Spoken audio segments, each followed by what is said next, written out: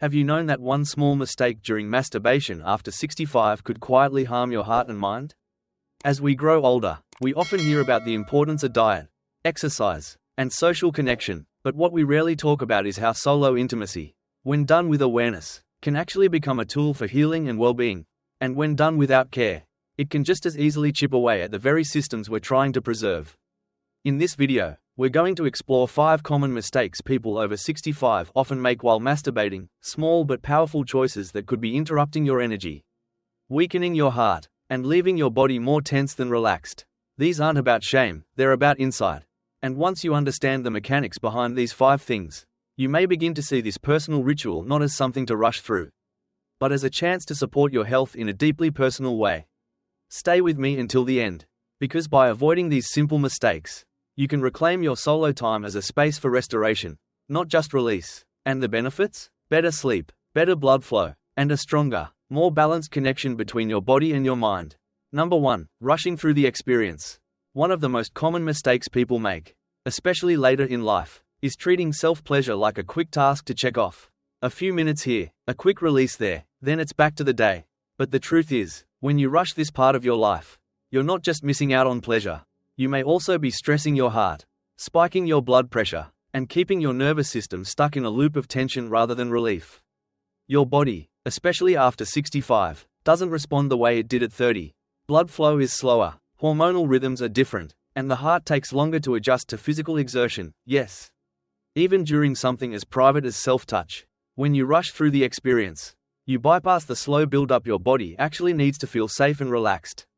That abrupt stimulation, especially when you go from zero to climax in a matter of moments, puts the body under pressure instead of bringing it into balance. It's not about being dramatic, it's about being honest with what your body needs now. I remember talking to a 71-year-old man named William. He told me he had gotten into the habit of finishing quickly because it felt like there wasn't any time to slow down. But the more he did it, the more he noticed tension in his chest and, oddly enough, a sense of restlessness after. It wasn't until he deliberately began slowing things down, focusing on touch, breathing more deeply, and letting his mind settle, that he began feeling that sense of calm again. His sleep improved, his mood lifted, and his heart didn't feel like it was racing anymore. Masturbation is not a race, it's a space. A private one, where your body and nervous system have a chance to reconnect. When you allow the experience to unfold slowly, you activate your parasympathetic nervous system, the same one responsible for healing, digesting, and restoring the body. That's the state where long-term health is supported. That's where relaxation begins. So, the next time you find yourself hurrying through it, ask yourself, why? Is it habit, shame, a desire to just be done? Whatever the reason, know this: slowing down isn't weakness, it's wisdom. It's one of the most important things you can do, not just for your pleasure, but for your health. Number 2. Holding your breath or over-tensing your body. It might seem like a small thing, barely noticeable, but the way you breathe and the way you hold your body during self-pleasure can have a major impact on your health after 65. Many people, especially men and women in their later years, fall into the unconscious habit of holding their breath or clenching their core muscles during the experience. It can happen without you even realizing it, but that brief moment of tension, that shallow or stopped breath, can send signals to your heart and brain that you're under pressure, not in a state of pleasure. When you hold your breath, your oxygen levels drop, your blood vessels constrict, your heart rate spikes, and for someone over 65, someone whose heart may already be more sensitive, that's not just uncomfortable, it can be dangerous. The same goes for tensing your muscles too tightly, especially in the abdomen, lower back, or pelvic floor. That kind of internal strain increases intra-abdominal pressure, raises blood pressure, and activates the sympathetic nervous system, the fight or flight response. In short, your body starts reacting as if it's bracing for an emergency, not enjoying a moment of release. I once knew a man named Edward, a 78-year-old retired piano tuner. He was active, sharp-minded, and emotionally open, but he often felt drained and exhausted after solo time. His doctor couldn't find anything physically wrong, but when we talked more, he realized that he had been clenching his stomach and jaw during the entire experience and breathing in short, shallow bursts. Once he shifted to a slower rhythm, exhaling more deeply, and relaxing his muscles throughout, he found that the experience left him calmer instead of depleted. And that's the key: you want the experience to restore you, not rob you of energy. Start by simply noticing your breath. Can you inhale fully through your nose? Can you exhale completely without strain? Let the breath move like a wave, slow, smooth, and steady. As for your body, pay attention to where you hold tension. Jaw tight, shoulders raised, belly locked. Invite those muscles to soften. Let gravity take over. The more you allow, the less you force, the more your body will respond with ease, not effort. Masturbation is not just about physical release, it's about energetic balance. And breath is the bridge between the two. The more you breathe, the more your blood circulates, the more your muscles relax, the more your nervous system settles. And that's where the real benefits begin. Better heart rhythm, better sleep, and a body that feels safe, not strained, in its own skin. If you're still watching this video and finding these insights valuable, please comment number 2 below to let me know you're here. And if you haven't subscribed yet, I recommend you subscribe and turn on the bell so you don't miss any videos. Your support helps us continue creating good content to inform and inspire you. Now, let's move forward. Number 3, using excessive pressure or overstimulation. As the body changes with age, so does sensation, and many people respond by increasing pressure, force, or intensity during self-pleasure in an effort to compensate for reduced sensitivity. Whether it's pressing too hard, using numbing tools, or relying on high-intensity visual stimulation, this habit can do more than just dull the experience. Over time, it can condition your nervous system to require more and more stimulation to achieve the same level of satisfaction while reducing your natural ability to feel pleasure in more subtle, real-life ways. Your skin, especially in sensitive areas, becomes thinner and less elastic with age. Nerve endings change, circulation slows. So, when you apply excessive pressure or rely on tools or techniques that are overly aggressive, you're actually working against your body's natural rhythm. This can lead to desensitization, delayed response, or, in some cases, discomfort or micro-injuries that go unnoticed until they begin to affect daily life. It's not about avoiding stimulation altogether, it's about choosing the right kind, the kind that helps your body tune in, not shut down. I knew a woman named Susan, 69 years old, who had started using stronger and stronger vibrational tools, thinking it would help her feel something again. But after a while, she noticed she was feeling less during the rest of her day, less warmth, less sensation during intimacy, even less comfort from simple touch. When she scaled things back, using her hands, soft textures, and slower pacing, her sensitivity didn't just return, it deepened. And so did her emotional connection to the experience.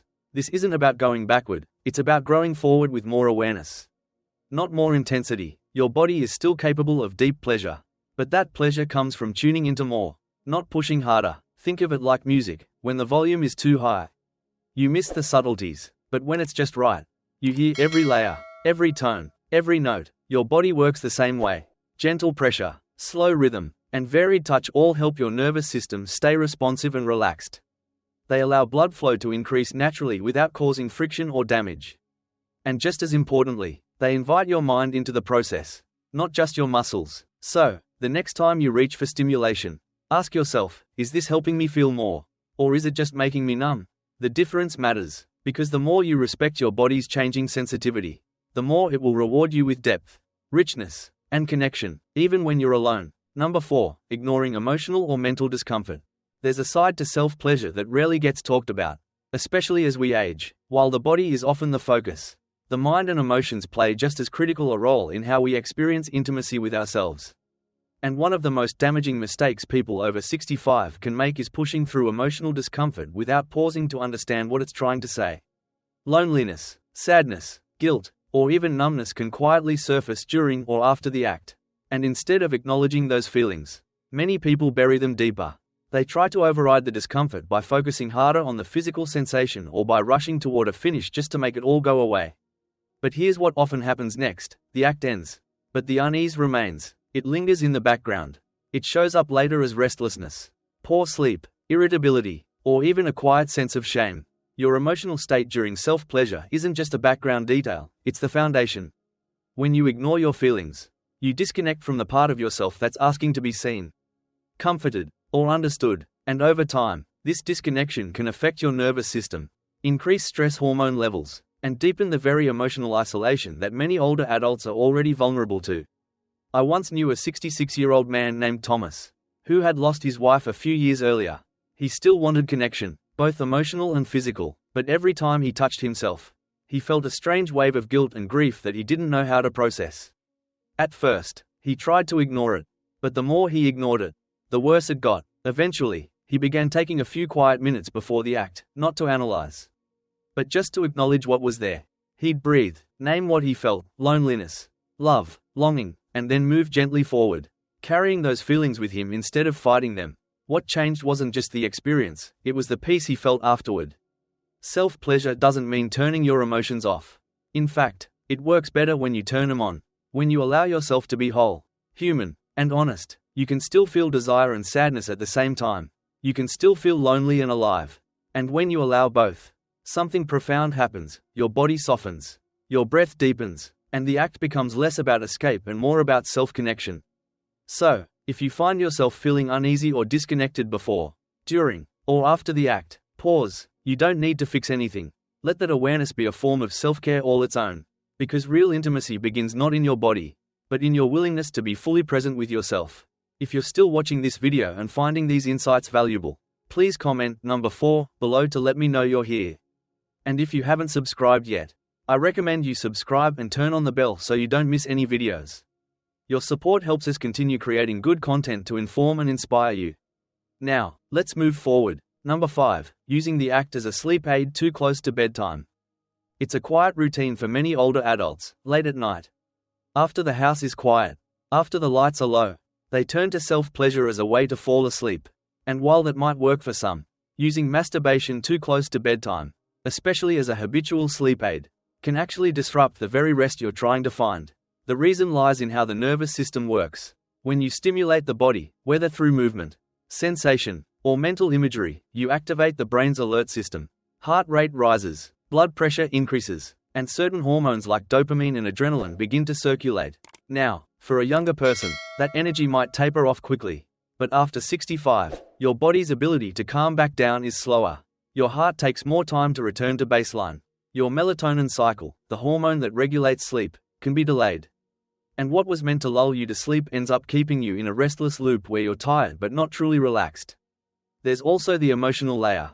If the act becomes a nightly habit tied to stress, loneliness, or boredom, your brain begins to associate bedtime not with rest, but with stimulation, and instead of winding down, it subtly starts preparing for activity, even if your body's exhausted.